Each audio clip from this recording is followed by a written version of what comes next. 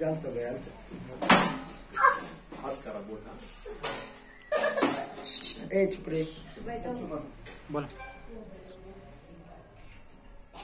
आज सर्व मदारी बांधव आणि भगिनी आज या ठिकाणी माझ्याकडे ऑफिसला आलात आणि जे काय आज आपण सकाळी माननीय तहसीलदार साहेबांना निवेदन दिलं आहे तर हे निवेदन आपण आपल्या समाजातील अडीअडचणी मांडण्यासाठी आपण सर्वांनी निवेदन दिलं आणि निवेदन दिल्याबरोबर तुम्ही माझा या ठिकाणी ऑफिसला येऊन सत्कार केला त्याबद्दल मी सर्वांना धन्यवाद देतो। परंतु मी मुस्तफा यांना विनंती करतो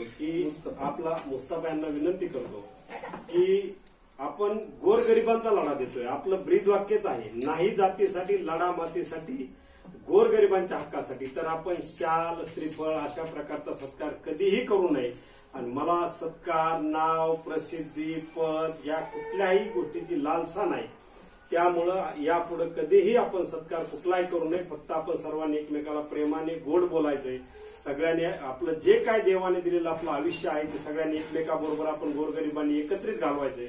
वादविवाद मुक्त जीवन सगळ्यांनी जगायचंय यासाठी प्रयत्न करू। तुमचा जो प्रश्न महत्वाचा आहे की सर्प मित्र म्हणून तुम्हाला लायसन मिळत नाही आणि सर्प पाळण्यावरती जी बंदी घालण्यात आली ही उठली पाहिजे। यासाठी मी माझ्या पद्धतीने जो काही लढा देता येईल तो 100% देईल। कारण बैलगाडा जी शर्यत आहे त्यावरती बंदी होती परंतु ती उठवली गेली। परंतु हा अल्पसंख्याक समाज आहे यांचा आवाज कोणी काढत नाही म्हणून या समाजावरती 100% अन्याय होतोय ही गोष्ट मला पटली आहे।